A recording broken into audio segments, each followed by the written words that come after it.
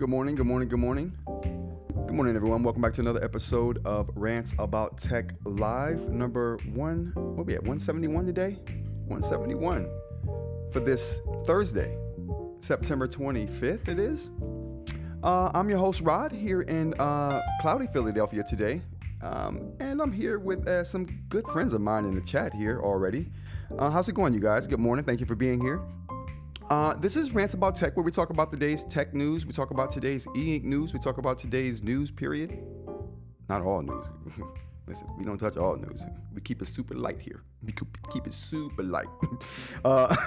Again, like I said, we talk about tech. So if you enjoy that kind of stuff, consider joining our chat crew here.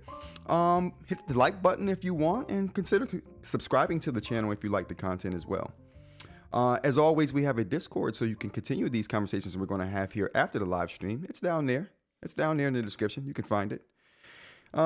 Big up to the chat members who are here already today. We got Christina Ray here this morning. I appreciate you for being here. We got Mitchell early. We got Aaron as well. And we got Hav. Coffee up, you guys. Coffee up. Absolutely. I hope you guys are having a great day today, though. We got a couple good stories to talk about here. A lot of Google stuff. I'm not going to hold you. We got a lot of Google news to talk about today. But we're going to mix it up. And then we're going to get to some eInk stuff. So let's go ahead and talk about, you know what? Don't hate me, you guys. I don't have any holidays for today. Let's hit up Cliff and see what Cliff says about today's holidays. Hey, Cliff, what's the biggest national and international holidays today? Let's see what Cliff says. We don't want to. Oh, something went wrong. Oh, there he goes. Now Cliff's is searching. Cliff's searching now. Okay, cool. All right, so here we go. We got World Maritime Day. I guess maritime is like you're on the sea. You're an ocean dweller. We recognize you. National One Hit Wonder Day here in the U.S. We got any one hit wonders that we know of? Like, who has the best one hit wonder hit? You guys throw it in the chat. And National Quesadilla Day. And National Comic Book Day. Listen, you got your comics. We were talking about comics the other day, reading them on the Remarkable Paper Pro Move. How good it looks, like paper. Good stuff. All right, let's go ahead and get to the day's tech. Wait. All right, so the first thing we're going to talk about here today in our tech topics here is going to be Microsoft. So we're going to start off with some Microsoft news. First thing we got up is going to be, what do we got here? Let's get rid of this here. The Microsoft Windows 10 dilemma. So we talk a lot about the Windows 10 ending their security support or Microsoft ending security support for Windows 10 users starting in October. You can extend that for a year if you join their program. There's a program you have to join of theirs where you got to download you got to back up your documents and your settings to their servers and then pay $30. And then they'll extend your security for a year. People are upset about that. We did a story about Consumer Reports calling Microsoft, what do they call them? I forgot what they call them, but they call them some truly harsh names in an article that they wrote. Consumer Reports is all over the situation. And as soon as Consumer Reports gets on something, you know other things are to follow. This is one of those other things that followed. So let's talk about it. Just the details, though. Microsoft has now been forced to make its extended security update truly free. So remember, like I said before, you had to pay $30 and then you had to back up stuff to their servers. Without a catch, in certain markets in Europe, when Windows 10 does end its support on October 14th, some European customers will no longer be required to turn on Windows Backup to enroll into its extended security update program. So EU for the win here again, man. Like we talked about it yesterday, how the EU is responsible for a lot of what Apple's doing to bring itself in line with other manufacturers. Like we talked about the Apple Watch, or not the Apple Watch itself, but Apple allowing third-party watches to have to use some of the functionality that the Apple Watch uses with the iPhone. So a lot of those features that you get on that are tied to the iPhone that are pushed to the watch, like notifications and things like that. Now those things maybe, we'll see. We got indications that may be happening, that Apple may be allowing third-party watchmakers to take advantage of the same kind of functionality that the Apple Watch has with the iPhone. So this is just another one of those things where the EU is stepping in and doing everyone a favor. So you're required to back up your documents and settings for the extended security support right now. That's how it works currently in the US. This is just the EU. This is just in Europe where this is happening. In certain markets in Europe, not even all markets, but I would be willing to bet that this is going to proliferate through the rest of the market.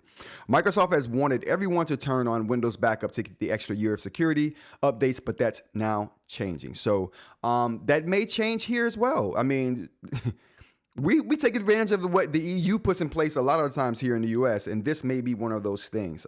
Again, like I mentioned the other day, USB-C on your new iPhone, you can thank the EU for that. There were no U.S. lawmakers pushing and lobbying for that change. You can guarantee that. So that's one thing that I'm super excited about and super proud of the EU about. They save us in a lot of situations. So big up to them. Got any chat going right now? Oh my goodness, where is the chat? There's the chat. All right. So next story we got up here is going to be. I know. I'm not an iPhone or Pixel hater, but I know you Pixel haters are going to hate this. The Pixel 10 Pro XL display test. It has gotten by XDO Mark, which is a reputable display testing organization here. People, they're respected. They're respected. They have the all-time best screen in any smartphone ever. All time. It's on the Pixel 10 Pro XL.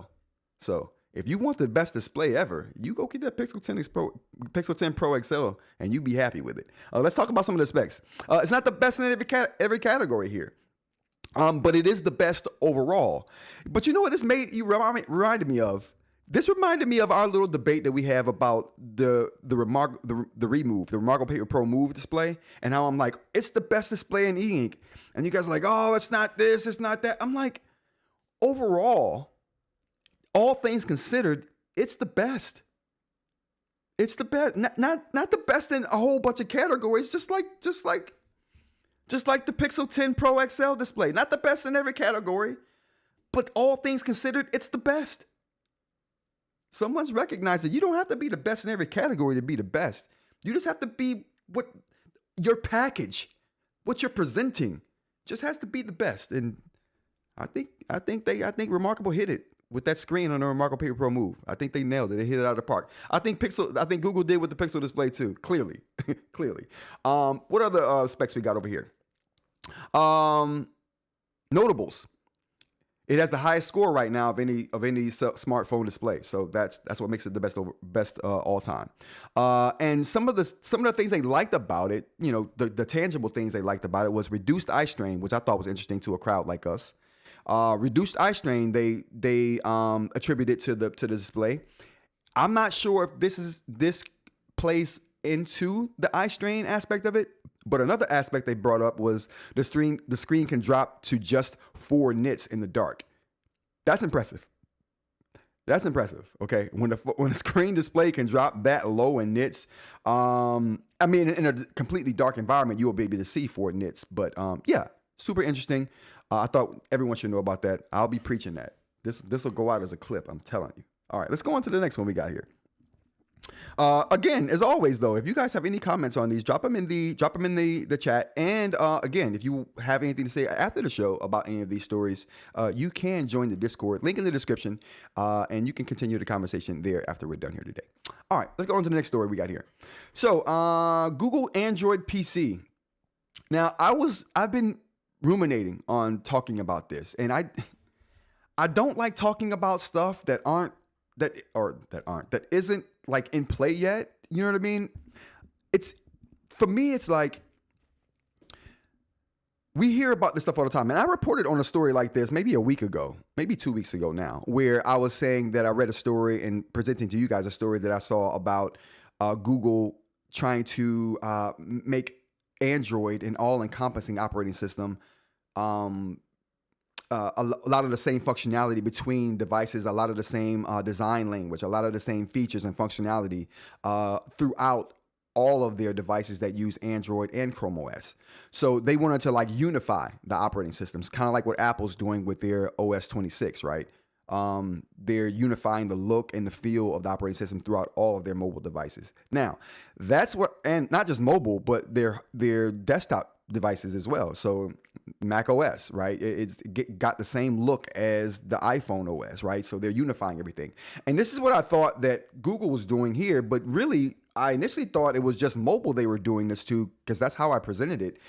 But judging from this story, it looks like this could be something that Google's doing throughout all of their hardware, not just mobile, but their PCs too. And you think Chromebooks and things like that, right? But anyway, here's the skinny of this particular story. At the Snapdragon Summit, Qualcomm CEO says he saw a version of Android on a laptop and it looked awesome. So that's why I wasn't going to report on this at first. I'm like, that's not news. Who cares if he saw something and said it looked awesome? What does it look like? But since this is gaining so much traction, I'm like, we don't like this story is not. We're not going to see what this thing look like, which is why this story upsets me a little bit, because like people are running with this all over the place and there's nothing tangible to look at. I'm like, so anyway, but we're going to do it just so I've done it and I can get it off my brain. Like, Rod, you should do this story. You're not going to live it down if you don't. So here we are. Running on a laptop they called Snowy, which we can see here in this video right here. Running on a laptop they called Snowy, which is basically a new piece of hardware that Google's creating, I think specifically for this Android system that's going to be an all-encompassing thing. So essentially, they're making Android for everything. Android for laptops, Android for your phones and every other mobile device, right? And it's not just Android how you see it on your phone now. This is going to be a fleshed out operating system that you can also put on a desktop device, just like I just said with Apple and their OS 26. It's for mobile devices, but it's also for their desktop machines, right? A lot of the same design, language, and features. So that's what Google is trying to do here, and they're using Android to do it. Vibes with what I've seen and reported on lately with Google's initiative to have one Chrome OS and Android melded together in one experience for all devices. So like I said, I reported on this a little while back. This is kind of like a follow-up to that because I see what they're doing a little more clearly and a little more details are coming out. And as this relates to them making a all-encompassing unified OS, I think this is a good story. But if they're just like, oh, it's great, who cares? No one's seen it. No one's worked on it. No one's done anything with it. Just to call it great is whatever. Like I said, I was thinking mobile devices when I first brought the story to the show, but this is going to be desktop devices as well. The idea of Android with PC functionality is pretty cool to me, and I do want to see that because it's like what we were talking about the other day about eInk and education, right? eInk and education, we were talking about Chrome OS and how I was saying a lot of kids, right? It was being brought up in the chat that a lot of kids use Chromebooks in schools now to take notes and all of that. But Chromebooks right now are pretty limiting, okay? They're pretty limiting. So you can imagine kids that are going from the high school or maybe even college with a Chromebook. I doubt that would be the case in college, but definitely high school if you got a Chromebook. You may get to higher education and realize that the Chromebook is too limiting for what you want to do. The processing constraints, the memory constraints, the being confined to basically a browser operating system constraints, those kind of things, right? When you want to do bigger things, editing, and you're saving files and you're trying to get the file structure down for those things, you simply can't do that on Chrome OS, on a Chromebook right now as it is. But if Google were to make Android into an operating system that you can run on those kind of machines and made it more powerful, gave it the functionality of an actual full-blown operating system, which it sounds like that's what they're doing here, I think that would be cool for especially kids moving from Chromebooks into more powerful machines. It'll look the same, but it'll have more functionality. It'll be familiar, but better, if that makes sense. Let's go to the chat real quick. So what we got in the chat? D-Light's Grooves is in the heart. It's still a banger. D-Light's Groove is in the heart. It is a banger. I'm not gonna lie. I'm singing that in my head right now. I won't dare try to sing it on live. But okay, never mind. We'll move on. That's a good song. The new TCL 60 drops in 1 to 1 nit in the dark. Who cares, Hav?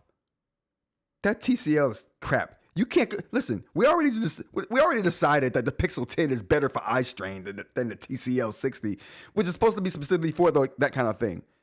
This TCL phone is trash. Listen. I can't wait for somebody to buy this piece of trash. I really can't. I can't wait for somebody to plunk down their hard-earned money on this TCL 60 trash. And then you tell me if it's better than your phone or better than an eInk device. You're gonna be. This thing is a DC1. And we all know how that ended up. The TCL 60. If you really want to grind my gears, you bring up the TCL 60. Get an instant rant. TCL 60. TCL stands for trash looming circuits. No, I thought it's TCL. I got the letters wrong. Trash circuit looming 60.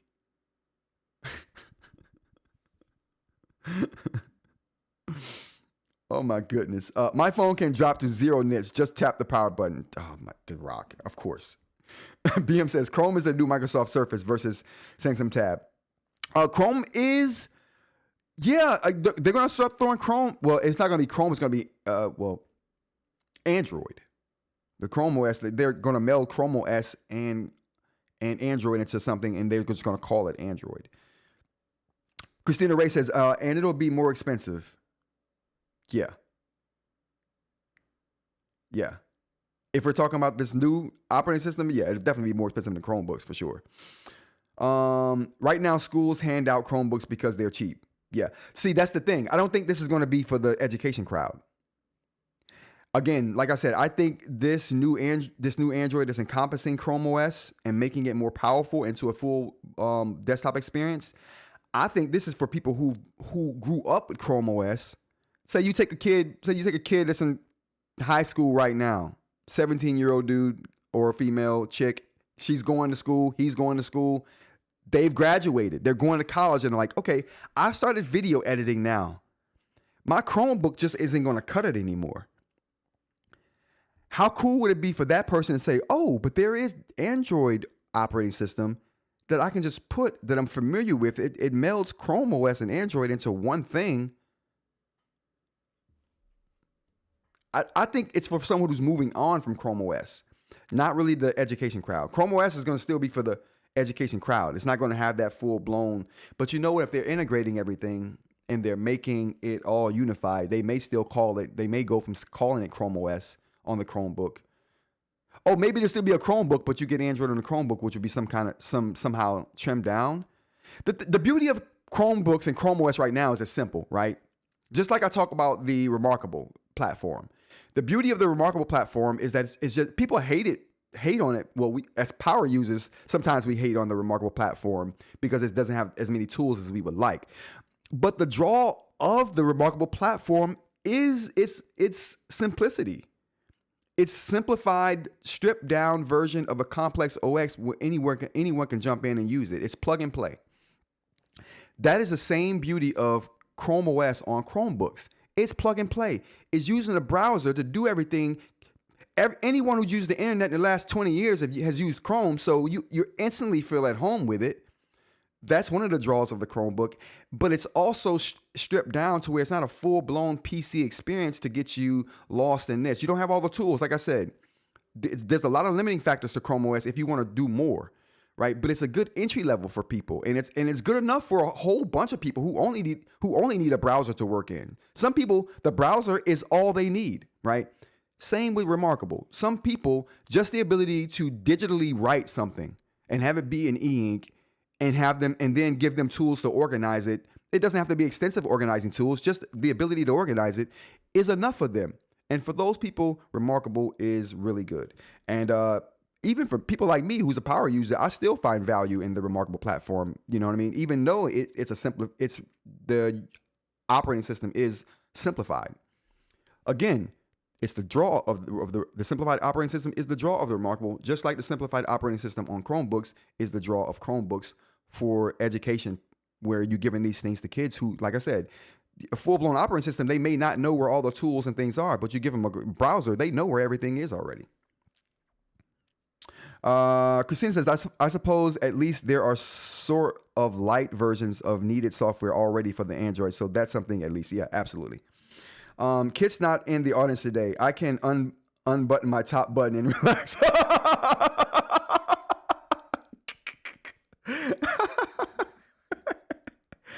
Listen.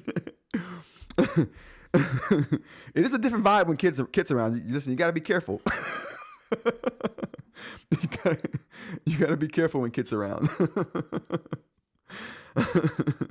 Oh man. Alex says Apple is king. My M1. The M1's still kicking butt. Apple is king for some things. Aaron says value and simplicity. Remarkable is great for that. Yeah. Yeah. Like I said, just like the Chromebooks, it's value and simplicity. Although the Chromebooks are pretty cheap too. That's you ain't gonna call Remarkable cheap, but you know what I mean. You get the point. All right, let's go to the next story we got up here, you guys. The next one is going to be about oh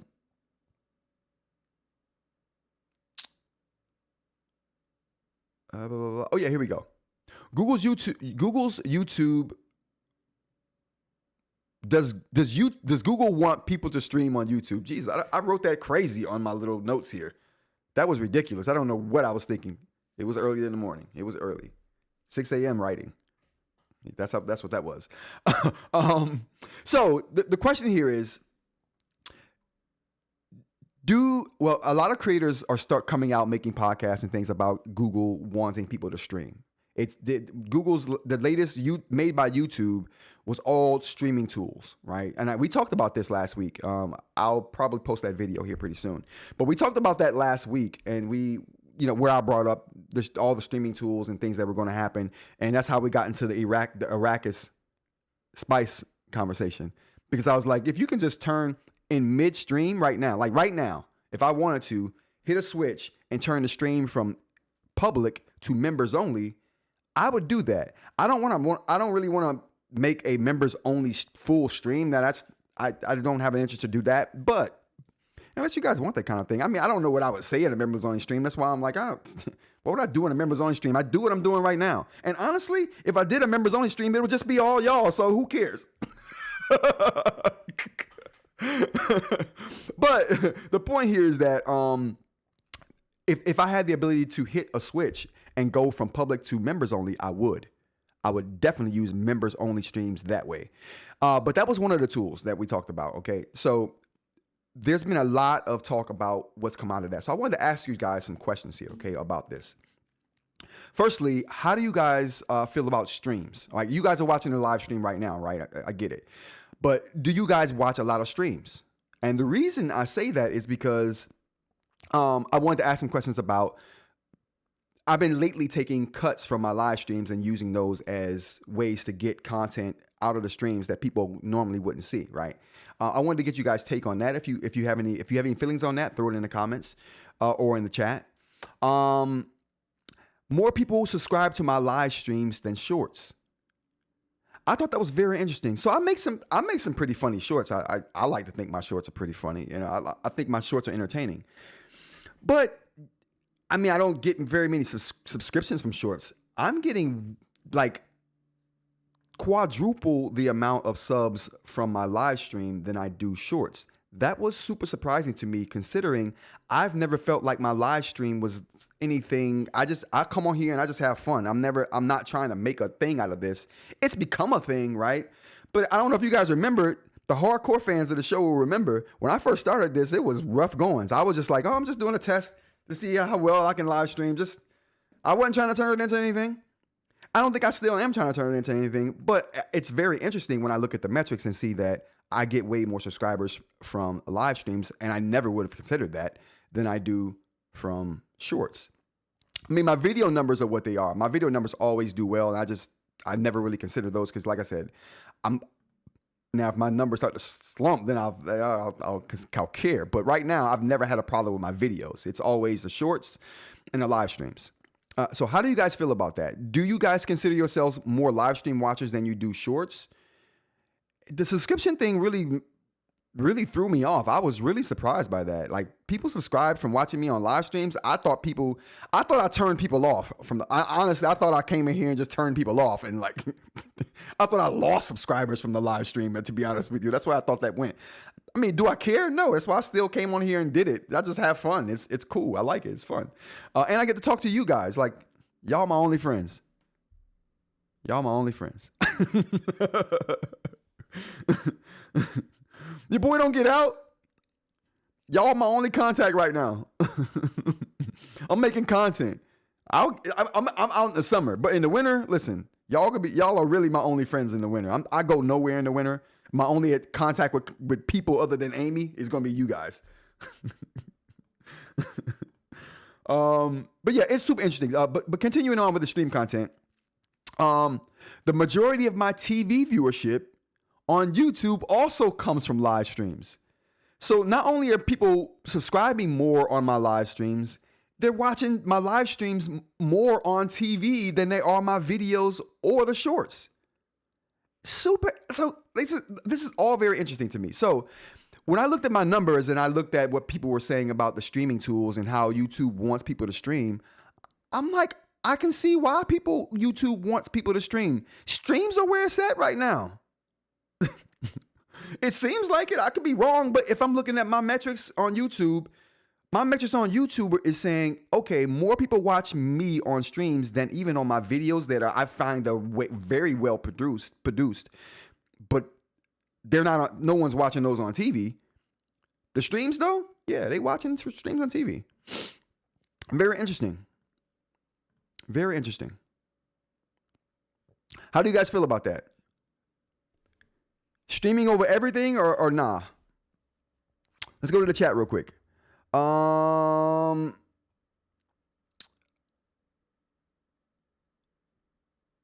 right, hold on, let's get to I gotta go to the top of the chat. We missed a lot of chat here. Here we go. Sheeing says, I wanted to say I got a new Alexa Plus today, early access. Oh, snap. Do tell, Sheeing. Do tell. What do you think? How's the AI? Is it reliable? Can you do, like, does it handle simple things well? Timers, reminders. I want to know. Because I want a good speaker. And Google's, I don't know if you guys saw the short I put out today. Was it a short or a video? I don't know what it was. It was a short or a video.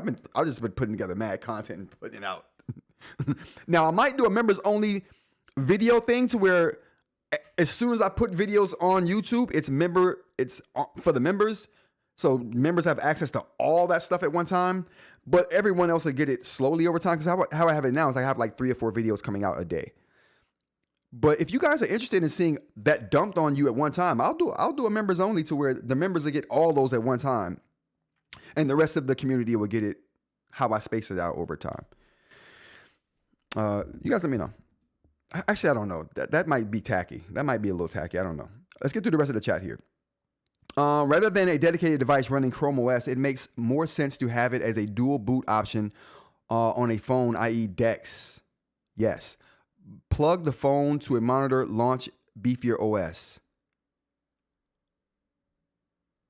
Well, all right. Let's be clear here.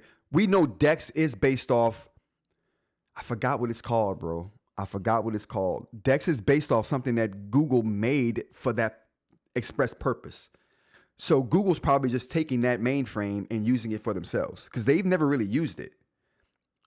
But Samsung is, and they reskinned it as DeX. But DeX is a Google invention, the way it works anyway. They just reskinned it. You know what I mean? How they do stuff. So,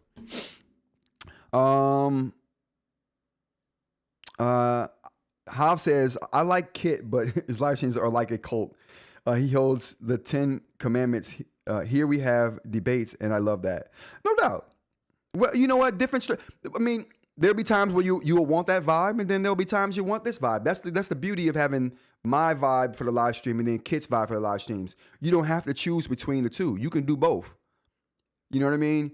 You can do both of our streams, and not just him, but the other streamers too. You know, you can do both of the streams and say, I get one thing out from this stream, and I watch Kit's stream to get something else from his stream. Right? That's the beauty of people being different. And like I said on another live perspective, right? That's why I like everyone's perspective. I love everyone's perspective, even if it's something I disagree with, or you disagreeing with me. It's still perspective, and it gives you insight. So I love that. So yeah. Oh, thanks for sharing. Thanks for sharing. Shorts are the worst, says Mitchell. Explain that, Mitchell. What do you mean? Alex Pitt, your streams are more entertaining. Okay, no doubt. I'll take that. I offer no debate for that. Duroc says, not a content creator, but I hear other creators say that YouTube dynamics have changed. Shorts might be on the decline and long form is on the rise as people watch on TV and have it on in the background. Yes. See, that's one of the points I was, who said that? Duroc, we be on the same page, bro. But yes, that's what I'm talking about there. Exactly what I was getting at later on in this little topic here. Mitchell says, I only watch long form content on YouTube. Get that vertical video out of here. For me, shorts are for doom scrolling. I prefer longer format videos. That's what I think YouTube is realizing as well. Because if you think about it, if they're trying to put streams they're not short form. They're usually long. As far as streams go, I do a pretty short stream. An hour for a stream is a pretty short stream. Christina Ray says, for me, shorts are for dudes. Oh, you got that already. BM says, short attention spans, watch shorts. Yeah, I make shorts for the doom scrollers, right? For the people who want to just scroll and get a quick, you on your lunch break and you want a quick laugh. That's why I make shorts. And then it brings attention to the channel too. So that's why I do shorts. For the people who just want a quick, you ain't got a lot of time. You just want to see something entertaining. SEO, streamers over everything. SEO, streams over everything. I love that, The Rock. You know, content creators be like COE, content over everything. Nah, we streams over everything over here, bro. I did that a couple weeks ago at eInk, and I'm just glad there are more voices. For the Echo, members only info dump. Oh, love that idea. No doubt. Okay. I'll consider that a members only info dump because like I said, they're there already. I got like 20 videos up on YouTube right now. But they're dropping sporadically over time. I dropped 6 videos the other day and I'm like, that was probably too many. That was probably overkill. But the members might enjoy that. The rest of YouTube is like, bro, why am I seeing you every hour? No one wants that. All right, let's go back to the last tech news story we got here. What do we got? Oh, we wasn't done. We weren't done. My bad. We weren't done. We weren't done with the stream thing. All right, so continuing on the stream take here. Creators are upset. Creators are upset about these streaming tools. Because they're giving streamers the ability to automatically make clips from their streams. Like I would never use that. That's not my kind of thing because I like how I cut stuff and where I cut it at. I'd never trust AI to make proper cuts for me, like ever. But I know this because I've tried. I'm like, hell no. There's no way I'm trusting this thing to make cuts for me. I like snappy, concise cuts. You've seen them. You know what I'm talking about. AI can't do that. It's AI slop when AI does it. And we'll get into more AI slop a little bit later in the show. But works not well, can't you do that yet. But people are upset about it. There's like, oh, you know, people have got all these tools to make content. We're gonna see so much content flood YouTube. And I think that's gonna be true. I think we're gonna see a bunch of AI slop flood YouTube over these streaming tools. But if you're a smart creator and you're creative, you can take these AI tools and just speed up your workflow. Not have it create the stuff for you, but just use it as a way to put out more content, the same quality, but you can put out a little more of it because it's simplifying your workflow or doing something quicker than you can do it yourself. But you're still doing the work. You're still being creative. You're still making the cuts. That's the thing I like. So people are upset about these tools. I don't care. Give me all the AI tools. Like I'll never use AI to create anything for me. But if I need AI to say, okay, well, hey, show me what you think is the most interesting clips in this video. Okay, you did a horrible job. Let me go do it. Or maybe I like one of those clips or 2 of those clips, and I'll use that in my own thing and searching for something. And then I'll take that clip and do something with it myself. Now, I would do that. But to tell AI, hey, just find all the nice parts of my video, make videos of them, and put them on YouTube. Nah, I'm sorry. I'm too creative for that. I like the process too much to let AI do it for me. I'm not gonna do it. Now, and my take on this is that yes, we are about to see like YouTube flooded with content. You're about to see YouTube flooded with content, but as long as it's done in the right way, I don't mind that. I don't mind that at all. As long as it's done in the right way. By creators still being creative, not giving the keys to AI, the reins to AI, and saying, hey, here, just do stuff. Like, nah, that's not good. And I'm okay with that. I'm okay with that. I think that like you need that to happen to separate the good from the bad, I guess is what I'm saying there. One of the things I want to bring up here, a lot of people are going to think that it's volume over everything because like we're on YouTube, so a lot of people feel like, yeah, I can put out more content, more volume content, and I don't have to worry about quality. Now that's the problem I have with this whole thing is no one considering the fact that quality is still important. Case in point, while I was reading this story, another story popped up in my feed about a company who's using AI. And this guy says, this is what he's going to do. And it's going to work. It's going to work. It makes me mad, right? But this is going to work. This guy says he's going to create 10,000 podcasts. He's going to create 10,000 podcasts with AI content. And he has to do no work. The AI will create the accounts, right? The AI will populate the accounts with content. All he has to do is give meaning to these or give like identity to these accounts. But the AI can create all of them. So he's going to create 10,000 podcasts with AI Slop. Even if each podcast only had 10 listeners, think about the advertising dollars across 10,000 podcasts with 10 listeners. That's 100. Is that 100,000? What's the math on that, chat? Is that 100,000 people? Yeah, it's 100,000. Yeah, it's 100,000. Jesus Christ, I don't know why I second guess myself on that. But anyway, that's 100,000. That's 100,000 listeners that they're getting ad money for. Someone could possibly get rich off that. So I guess quality over quantity is going to be a thing when AI starts to take over stuff. But I just hope that's the slippery slope. I just hope that creators are still being creative. Like I don't ever see me giving up the reins for my creativity to AI. But I will use AI to be more efficient. Case in point, I use AI to do my tags and my hashtags. I say, hey, look at my show notes. Create me a list of hashtags. It creates them. Then I say, take those hashtags and create me tags for my YouTube video. It creates them. That's the way I would use AI. Well, that's the way I use AI.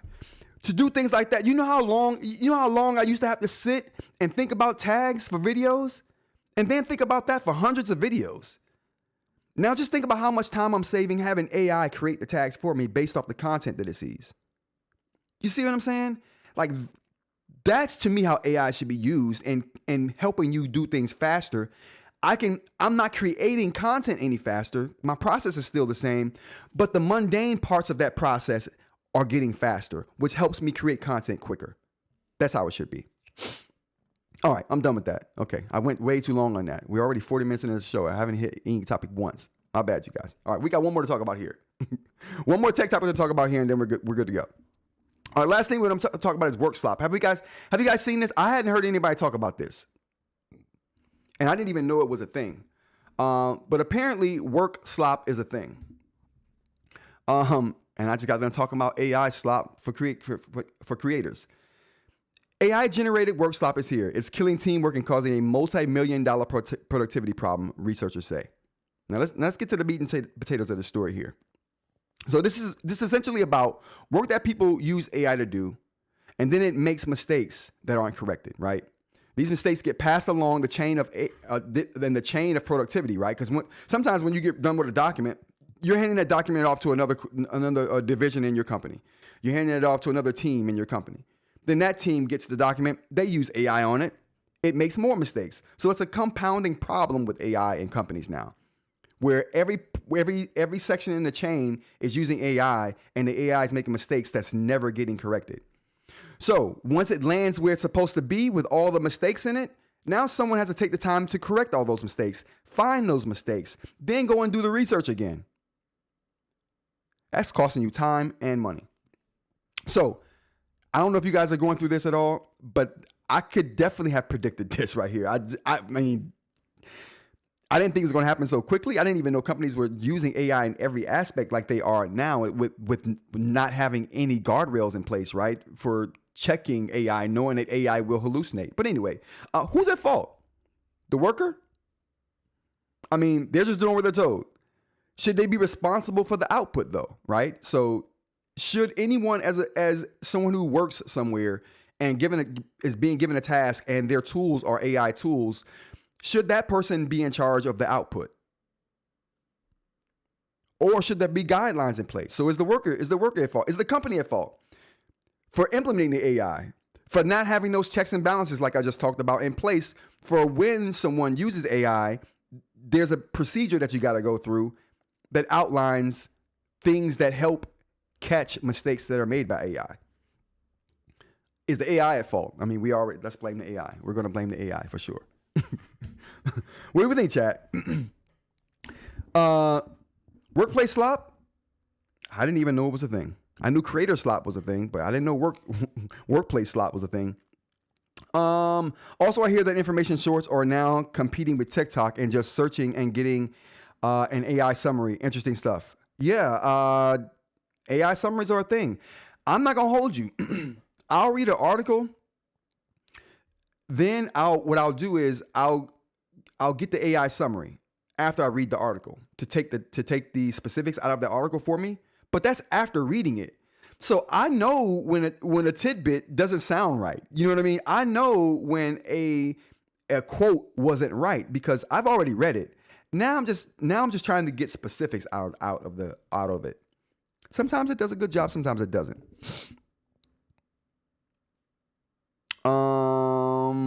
RIP, his hosting bill. Whoa. The Rock says, so Luddites are clothing makers that were worried that machines would flood the market with cheap mass-produced clothing, and take their jobs. Yeah, we're probably right. How much bespoke clothing do I own? Yeah, that's a thing. Like, I think AI is a tool to make you a better and more make you more productive, right? And I guess sometimes it can make you better if you're learning things faster, right? But sometimes its ability to do things can get lost. Its ability to do things brings up the conversation of jobs. I think if you're good at what you do, you're good to go. You know what I mean? I don't think AI makes you obsolete just by default. I think AI is like them finding a new worker and saying, okay, well, this guy's going to work for cheaper and he does a better job than you, so I'm going to hire him. Like, I think if you do good work, I don't think you have to worry about AI. Matter of fact, I think if you do good work, that's going to be amplified. The work you do is going to be amplified with all of the slop that's going to be around. And that's just my personal take. Yes, each employee is responsible for their own output. If it has their name on it, they better make sure it's accurate and client ready, regardless if they use AI or not. That's my take on it too, but that's not what's happening here. I mean, that's not how I feel. That's just what I assumed would happen, right? But that's not what's happening here. People are just saying, hey, the AI tools are good enough. Just use it and do it and then move it along.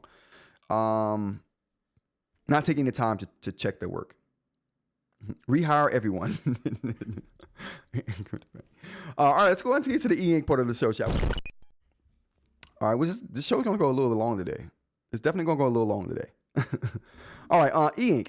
So we're gonna do a Kaweco unboxing here today, okay? And I'm gonna talk a little bit about the Kaweco. Can we get down here? And we're gonna talk about the crystal nib and the Kaweco too. So this is seriously interesting to me. So This shout out to Aaron at 2530 Media for making this possible today. Big up to Aaron out there. This right here is a aluminum pen made by a company, Kaweco. Let's go ahead and take a look at them real quick. So this is their site here. They make really premium pens, fountain pens too, along with pencils, roller or ballpoint pens. Yeah, you get the deal. They're premium pen maker for sure. So now, when I meant to get this a long time ago and didn't do it, only because I found the Lamy and I was like, man, it's another Lamy. No, this is different. I thought this is just going to be another Lamy in metal, like with a different brand. No, this is totally different. And I'm glad I have the opportunity to showcase these. So it comes in 2 boxes here. Okay. So one is the actual pen and the other is the actual EMR insert for the pen.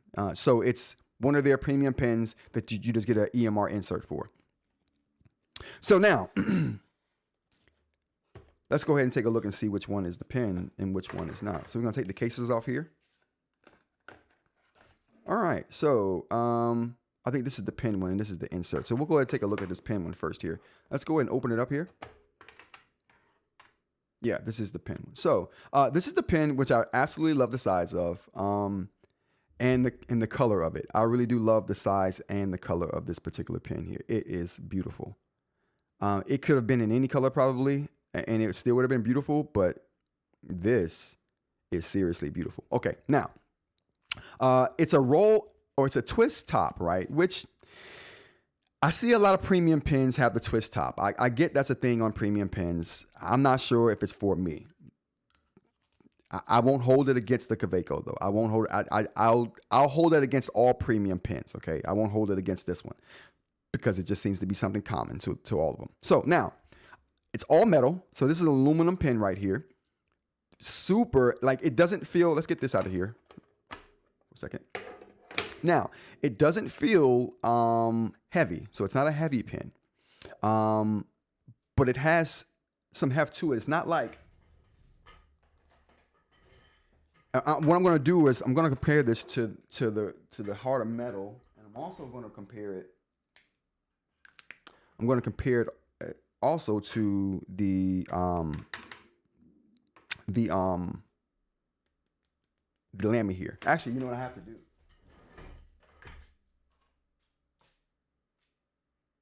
Wow. Wow. My bad, you guys. Oh, wow.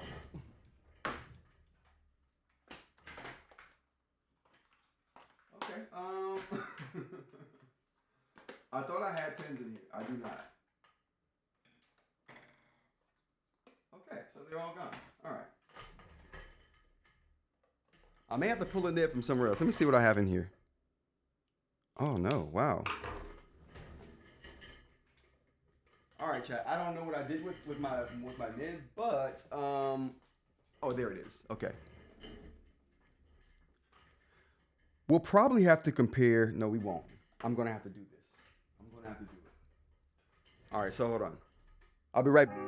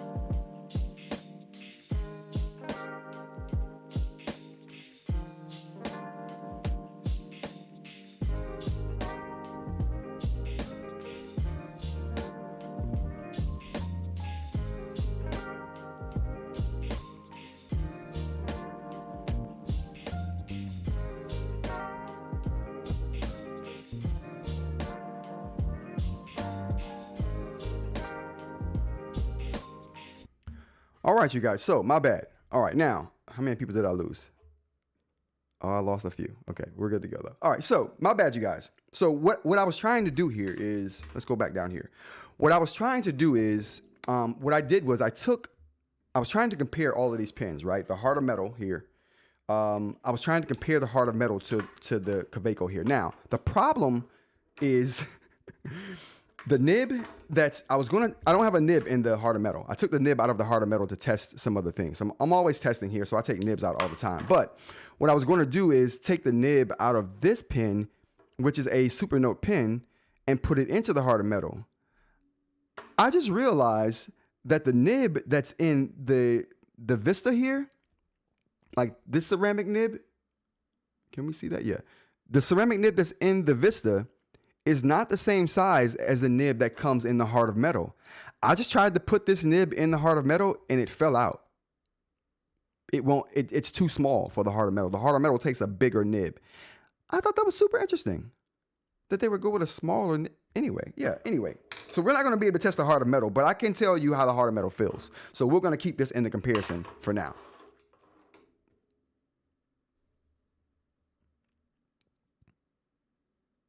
Yeah, the nib in the Vista is different. I had no idea, Aaron. Yeah, thanks for saying that. Yeah, I had no idea. I just took that time to change. I have like 5 or 6 nibs around here. I don't know where they are right now. That's very weird. Anyway, the show must go on. We'll continue. Do I have a nib in here? I don't. I'm trying to think of what other pen I got a nib in. I have 3 super note pins. Oh yeah, that was it. All right, so let's move on. My bad, chat. All right, so the Kaweco here. We'll compare to these 2 pins here, but we'll keep those to the side for right now. All right, now the Kaweco here. You unscrew the top here, which I absolutely I'm on the fence about, but I won't hold it against it. It feels nice in the hand though. It's lighter than the not even just lighter. It's lighter than the heart of metal. The heart of metal is a really heavy pen. Do I have my? You know what? I'm gonna stop saying things are lighter and start bringing my Do I have it? No. I'm gonna bring my my scale over here to weigh stuff, but I don't have that with me right now. But it feels lighter. Okay, it feels a lot lighter than the heart of metal, and as you can see, it takes up a lot less space when it's closed, right? And it takes up a lot less space when it's open, which I absolutely like too. I don't like a really long pen. It doesn't have to be long to me. It just has to be long enough to rest in my hand right here. That's it, and be balanced. That's it. So, you can see here, heart of metal in the hand, pretty long. With these 2 pins here. It's a pretty long pin comparatively. We got to hold it this way. Pretty long comparatively. And let's look at the Lamy here when it's open. It's about as long as the heart of metal. And this is how long the Kaweco is there. Like I said, it fits really nicely in the hand. So not only does it fit good, this is rounded here, so it feels and kind of like flared at the end. It feels really good. It's a nice spot for your hand to kind of rest and write. I do like the feel of it. I do like the weight and the feel of it. Now, what we're going to do is we're going to look at the other portion that came with this. Let's go ahead and take a look at the EMR insert for this particular pen. So this is the EMR insert for the pen. Take this out here. And what happens is, what you realize when you get this is that you instantly realize that the tip is different than a normal EMR Wacom tip. We're going to take it out and take a look at it here in a second. But it is the same exact tip that's in the Norris Digital Jumbo. I've confirmed that it is the same exact one. I've changed them out. I've swapped the Norris and this one out. They both work the same. Same length, same everything. Except this one doesn't have the rubber core like the Norris Digital Jumbo variety does. This is just a plastic nib right here. No rubber at the end of it. Okay. Now, the Norris, like I said, has a rubber core through the middle, and it pushes out through the end, so it feels rubbery when you write on it. It's a horrible experience. I use this And this nib right here works really well and looks pretty good on EMR. So we're going to use the Go 10.3 here to kind of demonstrate this stuff on. We can get to a clean page here.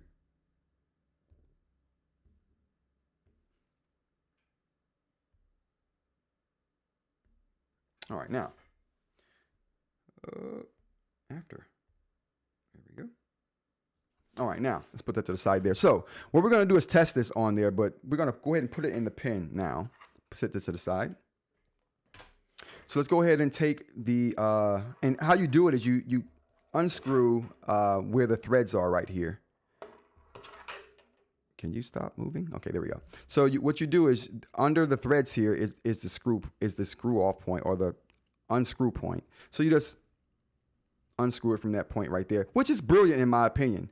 I like how they have that seam hidden at the top of the threads, so you never even notice the seam because it's so well embedded into the threads there. I love that. That was a good placement for that. So you open it up here and you take out the pin portion, which you have to take out the metal tip too, as well as the refill here. So you take that out and just put it to the side there. And we have our EMR infill right here. We just put that in there and you screw it into place. All right, now that we have that, we can go ahead and do some writing. So what we have here is the Go 10.3. And I'm going to put the microphone down here so you guys can hear what this, actually, you know what? You won't be able to hear how that sounds. And I actually think, wow. There may be, I didn't see rubber in this core. Let me just check it out real quick, you guys. I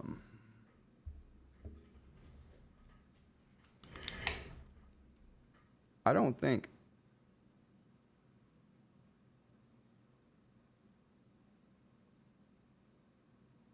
Oh, wow, there is something there. So it's not just plastic.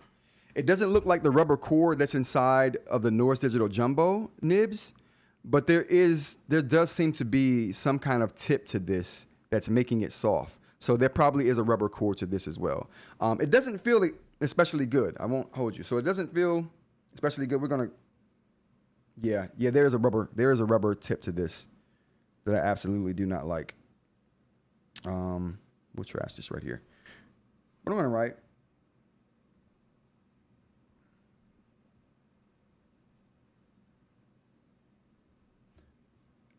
I don't like it. Well, I mean, I don't like the way it writes. And I'm telling you right now, I'm going to change this nib out right now. I'm going to go ahead and change it, and then we'll talk about it then. So right now, I'm going to set this to the side, and I'm going to go ahead and change the nib. Now, what I was going to do is change the nib to a rubber core nib, which is what this is right here. This is the nib that comes in the, matter of fact, let me just make sure. Yep. So this is the nib that comes in the Norse Digital Jumbo, which right now I'm able to tell is the exact same nib that comes in the Kaweco. So the Norse Digital Jumbo and the Kaweco use the exact same nib with the rubber core. Straight nastiness. Why they use this, I'll never know. It doesn't feel good at all. Anyway, this is the nib that it comes with. This is the Norse Digital Jumbo nib that I was going to put in there, but I'm not going to now because I just realized that the one it came with is the same exact nib as this right here. Can we see this? Can we? Yeah. The one it came with is the same exact nib as this right here, so I'm not going to change it out. But I will swap it out for this nib. Holy, let's show you. I will swap it out for this nib right here.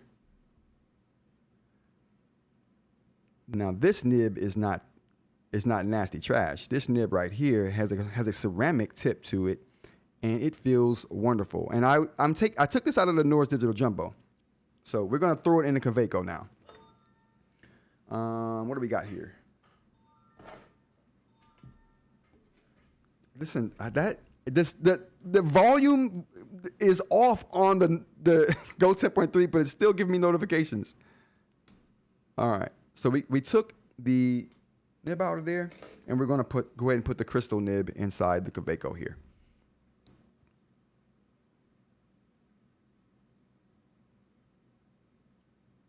Oh my goodness. That just transformed this pen into a powerhouse. I BS you not, you guys. Can we get a clear shot? Can you? Oh, Sony. There we go. There we go, Sony. Yeah, this ceramic nib just turned this pen into a powerhouse. Now writing on it don't feel like trash, and your premium pen don't have some rubber tip on it that you don't feel no reverberation. The precision is horrible. Precision is great with ceramic. The reverberation you get from it, the feedback from the actual film on the display. I mean, the displays have a writing film for a reason. You should be able to feel that and get some tactile feedback from it. With this nib, you can do that. So let's go ahead and use it with the crystal nib here. Can I? We'll use right down here.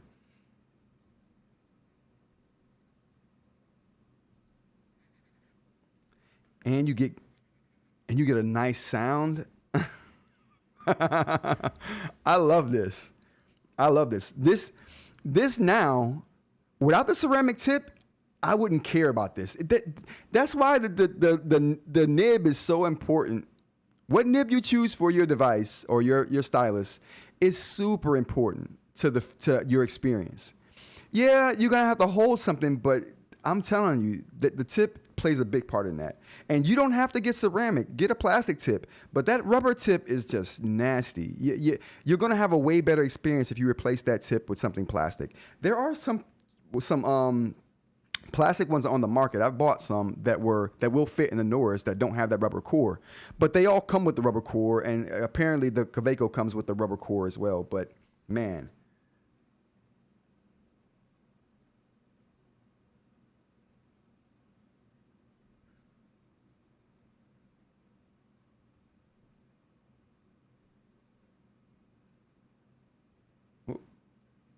oh, can I? With that? Yeah, there we go. Is it a CO? Yeah, it is a CO. All right. Anyway, just to show you guys that it works with the crystal nib, and I'm gonna have these back on the store here pretty soon.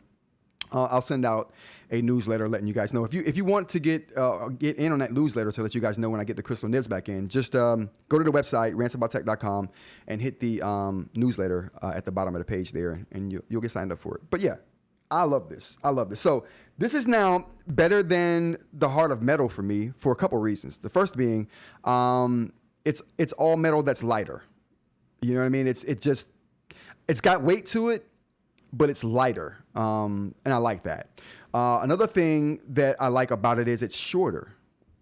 I like the length of this. It's just long enough to fit into the I don't know what they call this part of your hand right here, but that part, it's close enough. It's just long enough to fit into that part. And yeah, let's go ahead and take a look at the chat and see what we have here. Actually, why else do I like it? Let's go over one more thing.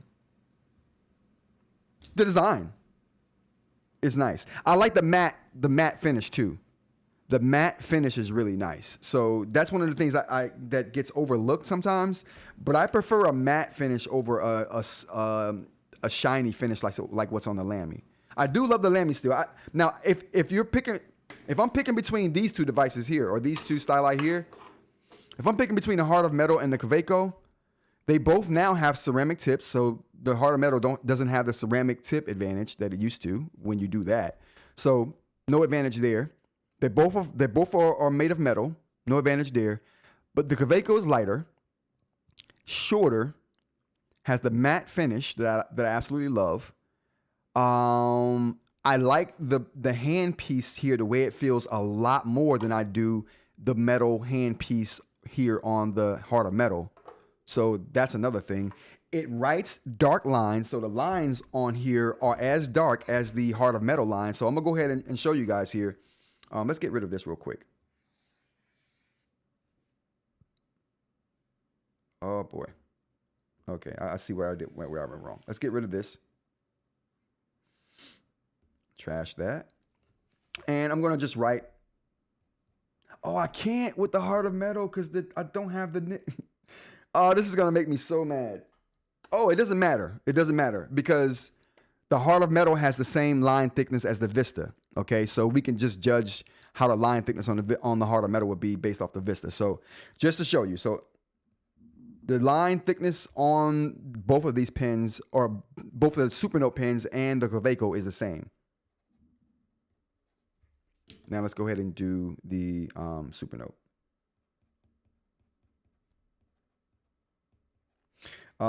And this is a pressure sensitive pin. So if they wrote with different line thicknesses, you would see the difference. Now I'm gonna show you what it looks like on the Lamy. The Lamy writes lighter than both of these pins.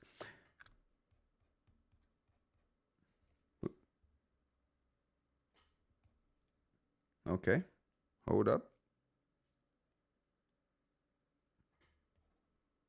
Oh, I'm having a problem with my Lamy. Oh, chat. I'm having an issue with my Lamy. Okay, there we go. Okay.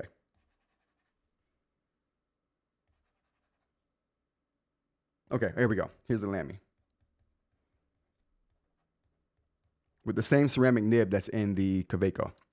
So you can see that the Lamy writes a lighter line, but the Kaweco writes the same with the same line thickness as the Supernote pen does. So that's one of the advantages of the Kaweco too, or well, at least over the Lamy. So, but talking about the Supernote pen here again. So they write with both the same line thickness there. So the heart of metal doesn't have an advantage over the Kaweco in that category. So yeah, the only thing, like I said, the biggest thing for me is the length, the finish, the ergonomics at the end, which I don't feel like the heart of metal has any. I mean, it's just a slant here. Here, at least you have some. It's a softer plastic for one, so the plastic feels softer, and it's got it's flared at the end to fit your fingers. I love that. I really do like that. So it's a little more ergonomic to me than the heart of metal. Yeah, I would prefer this the Kaweco over. I would prefer the Kaweco over the heart of metal 2 any day, especially if it's got ceramic. If it doesn't have ceramic, then I'm still choosing the heart of metal 2 all day, period. I think some people put titanium in here as well. I've never dealt with that, so I can't say, but I do know if you put ceramic in the Kaweco, now it's better than the heart of metal to me. Now, Kaweco compared to the Lamy. Now, Kaweco compared to the Lamy, I might still choose the Lamy because it has better ergonomics with the triangular shape here. It's still rounded but triangular, and it's flared at the end. So it's got the flared end that the Kaweco does, except it's got better ergonomics where it's flared at. So that's an advantage for the Lamy. The Lamy has a button, right? The Lamy has a button, so that instantly makes it better in my opinion too. The Lamy is lighter than the Kaweco. The Lamy is super light, which is one of the reasons. It's metal, aluminum, but it's super light, okay? The Lamy has a clip. I like that. I don't know why. I never use it, but I like that it has a clip. It just adds character. I don't know what it is. But the Kaweco wins in the length category and in the finish category. So lengthwise and finish, the Kaweco still wins for me because I like that matte finish and I like the length a lot. So the point I'm trying to make here is, though I still prefer the Lamy, Lamy's still the GOAT to me, I can see the Kaweco getting use in my lineup, especially over the heart of metal 2. Yeah, this is definitely going to get worked into my lineup. This is going to replace the heart of metal 2 in my workflow, for my lineup for pins for sure. Like I'm going to keep this with one of my devices that I normally would keep the heart of metal with. All right, and that's my take on the Kaweco. It feels good. Ergonomics, weight wise, how's about balances? Oh my goodness! So if you can take your fingers off of a pin and it's okay, never mind. It's still good. It still feels good though. The balance is still good. Okay, there we go. If you can grab the pin and then let it go, all right. I did it once. But the point is, it feels really nice in the hand and it feels nice and balanced. So nice and balanced, just like the Lamy is. Although the Lamy might have an advantage in the balance, because if I do this to the Lamy, I still hold it in my hand. It stays where it's at. Let me turn this a little bit. And that's one of the things I like about the Lamy is that the balance is impeccable. You see what I'm saying? The balance is just there. So, but yeah, but this does still feel super balanced, even though I don't think it's as balanced as the Lamy. All right. And that's my take on the Kaweco. Let's get to the chat, you guys. My bad. This will be a long stream. We're 12 minutes overdue right now already. What do we got in the chat? I missed a lot of chat. I know I did.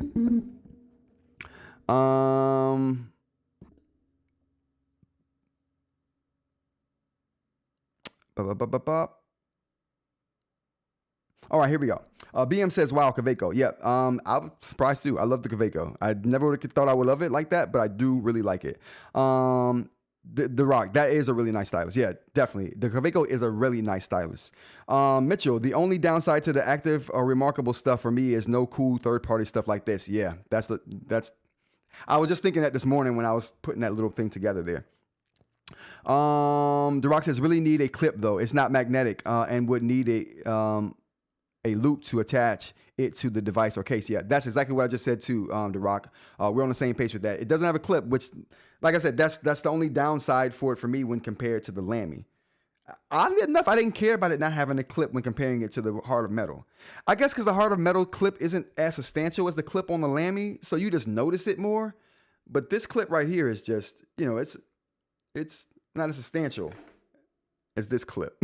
You know what I mean? What's we got here? 100% Mitchell. It's really odd. E-ink makers are using proprietary styli at this point with no real benefit. None. It's just limit. It's a cost savings for them is what it is. So you can, yeah, the benefit is for them, not consumers. The show ended early. Have a great day, guys. This is Alex. Oh, that's when I went to break. My bad. I forgot to send the clip. They are sold separately. Oh, so there is a clip. Oh, wow. Okay. Well, I'll get the clip. Don't worry about that, Aaron. I appreciate it for letting me know. Nice. Yeah, that makes the Kaweco a contender. Yeah, The Rock. Just same thing I just said. It would be nice to switch it out for the Lamy every so often. No benefit. Half the latency is a benefit. Half the latency, you're saying active is half the latency of EMR?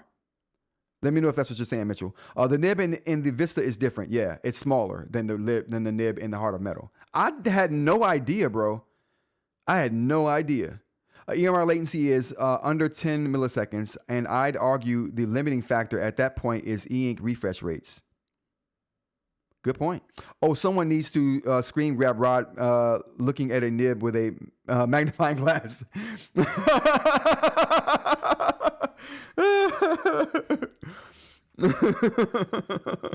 Listen, the eyesight ain't what it used to be. For all those living in the multiverse, the Kaweco is a possibility. Yeah, it's like I said, it's definitely taking over the Heart of Metal for me. Like I don't see me using the Heart of Metal like I did now that I have this. I like it in every way more than the Heart of Metal, except for the clip. If you put the right nib in there, it could be really good. With that rubbery, smushy thing they send it with, no shade to them, but that's a nasty nib. And like I said, a lot of this has to do with people not knowing the market. The odd nib size is a reason I never picked up the Statler Jumbo. Otherwise, a really nice stylus. Yeah, that's the only reason I didn't pick up the Jumbo too. Well, there's a couple of reasons I didn't pick up the Jumbo, but the odd size is another reason. But once I realized my crystal nib would fit it, I was like, oh, okay. You can take the rubber nib out of this nasty thing and put something good in there, and it's actually pretty good. Yeah, Kaweco uses the same odd nib. It is a shame that they're really good pens, but they use this crazy nib that's nasty. Change that nib out. Both of those things are just, it transforms both of them, in my opinion. And I can't even fit the Supernote nib in there. Now, actually, you know what though?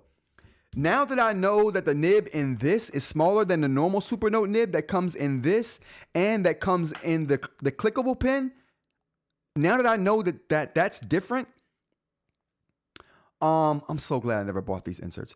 I'm gonna buy some of these nibs and see if I can put those into the Statler Digital Norris pens that I have. So I'm gonna see if that'll work. But right now, the Supernote pen that comes in the Heart of Metal and in the clickable pen, That's too big to go into the Statler, and it's too big to go into the Kaweco by extension. So super interesting stuff though. What else we got here in the chat?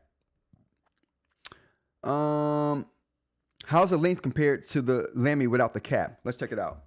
The length compared to the Lamy without the cap.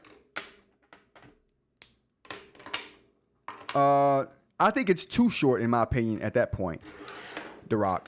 I think the Kaweco is a little too short when you look at it without the cap. Let's see. Let's look at it in the hand. See, well, no, it just fits there. It just fits there. So it's not a problem. The balance obviously is not going to be there. It's going to have crap balance, but it'll fit pretty nicely if you're not worried about the balance. But this is the length difference between the Lamy and that without the cap. We'll also throw the Heart of Metal in there without the cap on it too, just to round it out. There we go. Okay. All right. Okay, so what else we got in the chat here?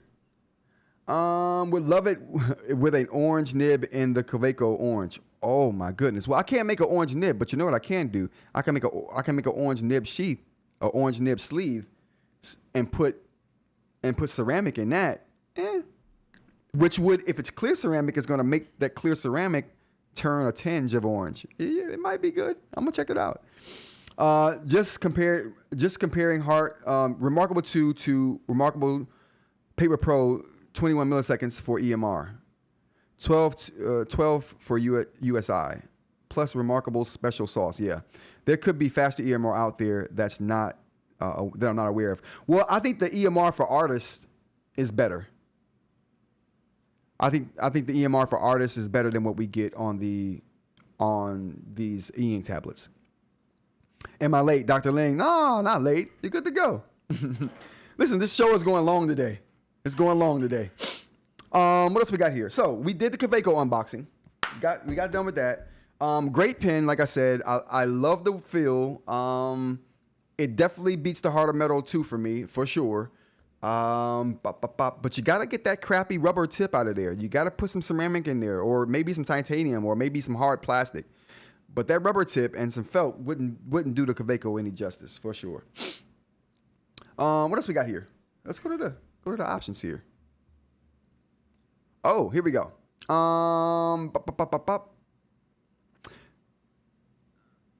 Remarkable battery drain. Let's take a look at that. Now, if Mitchell is still here, I'm gonna need your help with this, Mitchell.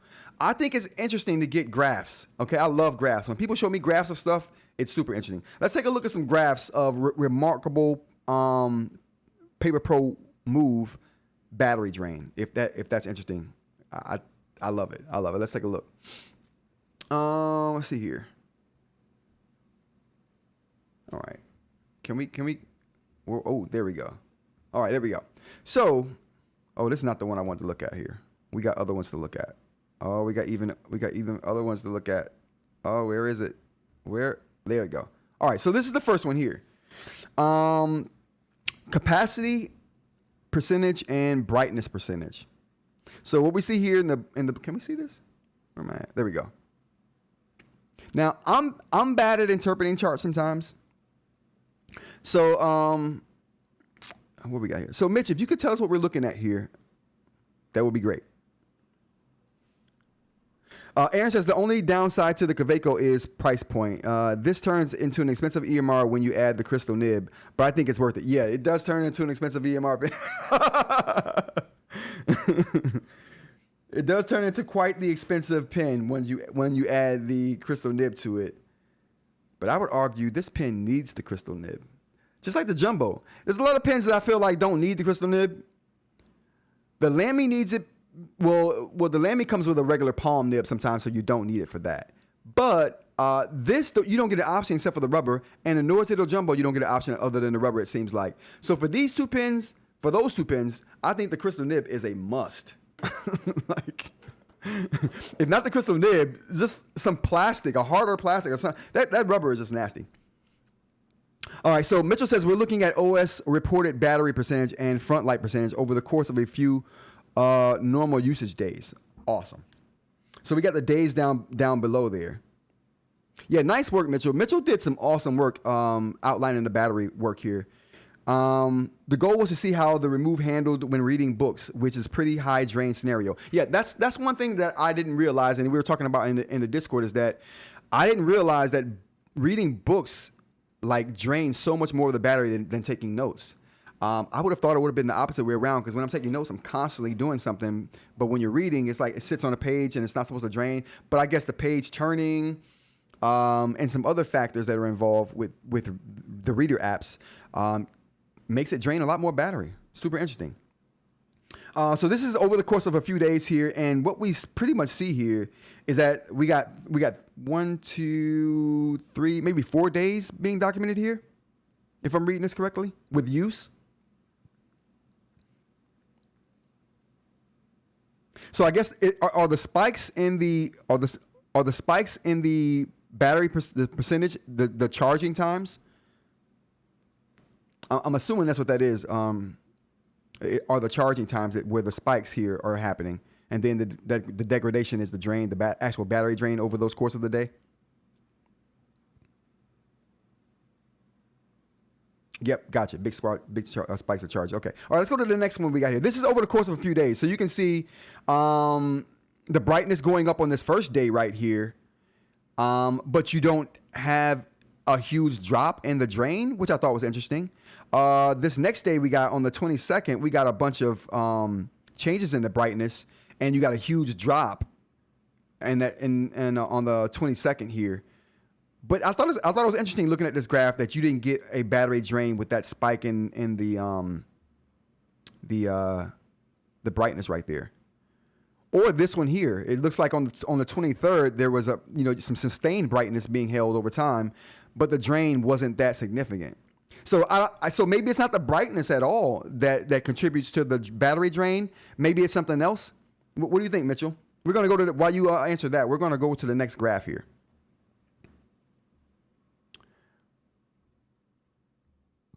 All right, so what are we looking at here? It says UI percentage and brightness percentage on the second graph here. Going to the chat real quick. We got kind of makes sense with reading draining faster, more ink to move than writing.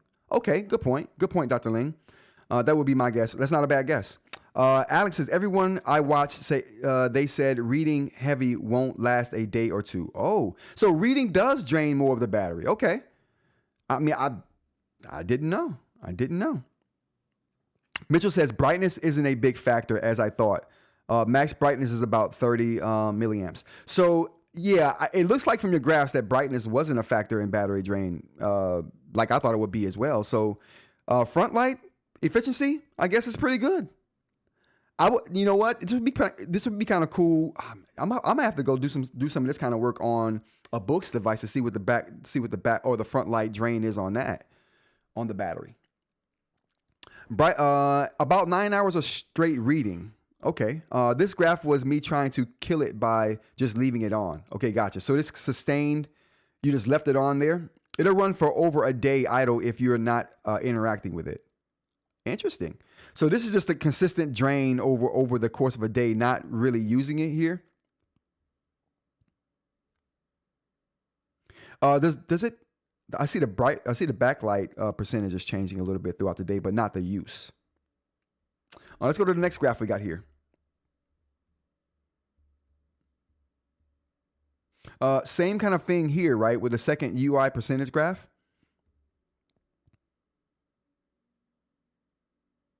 Makes you wonder why Kindle is king on reading. Yeah, I mean,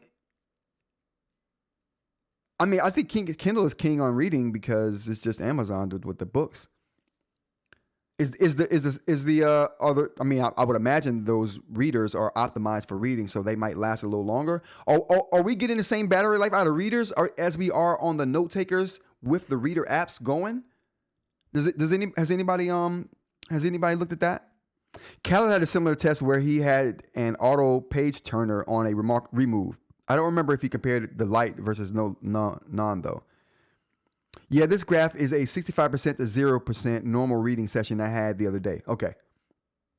So this graph right here is 65 to 0. Brightness almost consistently at 60% with a pretty steady linear drain here. Yeah, pretty steady. I will give it that. I will give it the battery being consistent in its drain. You know what I mean? Because a lot of times you get these tests and you see crazy spikes of drain in certain places where things like this is a pretty consistent linear graph here. I like that. For a reading session. This is a little less consistent, but I'm assuming you were doing other things here for this one. Let's go to the last graph we got down here. So what do we have here, Mitchell? If you don't mind going over this with us. So it says UI percentage and brightness percentage. And we only have a line for the UI percentage here. I can't wait to cut this up. This is going to make a very interesting segment of a video right here. And thank you so much, Mitchell, for putting this together, man. I really do appreciate the work you're doing here. So Mitch says, yeah, this graph is a 65/0 normal reading session. I had the other. Okay, it's the same thing. Oh, so this is the same thing then. Last graph is 0 to 100 on a, so he's charging. So this is a charge session graph right here. So this is charging from 0 to 100% with a 15-watt charger.